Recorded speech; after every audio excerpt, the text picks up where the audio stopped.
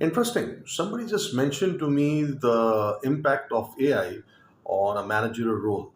Well, it depends where are you working. If you're working in Pakistan, then तो वो AI का role जो है मैनिफेस्ट हुआ है in shape of ERP system जो कि कंपनीज यूज कर रही हैं। जैसे कि आपने देखा होगा कि आपकी कंपनी के अंदर SAP या माइक्रोसॉफ्ट का ERP चल रहा होगा। अब आप उससे कितना वाकिफ है कि नहीं है, that matters a lot because that would show कि how much you are equipped to work on an automated function. देखिए होता क्या है कि वही सारे प्रोसेस जो आप प्लानिंग के, ऑर्गेनाइजिंग के, लीडिंग के और कंट्रोलिंग के कर रहे होते हैं, उन सारे फंक्शन को बेस कर दिया जाता है इन दोज ERP सिस्टम्स। और फिर क्या होता है कि वो ERP सिस्टम जो होता है वो आपकी एक्टिविटीज़ को अलाइन करके देख रहा होता है कि क्या आप उस सिस्टम को फॉलो कर रहे हैं कि नहीं कर रहे हैं।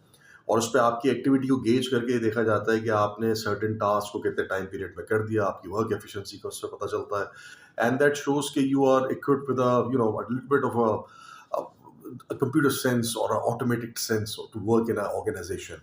जैसे कि आजकल ओडो काफ़ी पॉपुलर हुआ हुआ है, ओडो के लाइसेंस काफ़ी इकोनॉमिकल होते हैं, तो काफ़ी कंपनीज अब वो यूज़ कर रही हैं। इससे पहले माइक्रोसॉफ्ट का Axapta Solomon that used to be very expensive when enterprise resource planning system का यूज़ होता था, और अभी भी यूज़ हो रहा होगा। और फिर माइक्रोसॉफ्ट नाविजन है, माइक्रोसॉफ्ट CRM है जो कि XRM अब कहलाता है, और then there was great plains. ज़्यादातर जो मिड साइज कंपनीज होती थी वो ग्रेट प्लेन्स को यूज़ करना पसंद करती थी।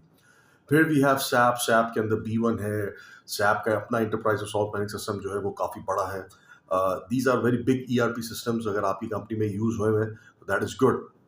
आपको फिर थोड़ा सा कम अज़ कम ये कंप्यूटर लिटरेसी के थ्रू इस तरह पता होगा कि कैसे जो बिजनेस एक्टिविटीज़ हैं, बिजनेस फंक्शंस हैं, वो सारे फंक्शंस को अब ऑटोमेट किया जाता है इसके अंदर।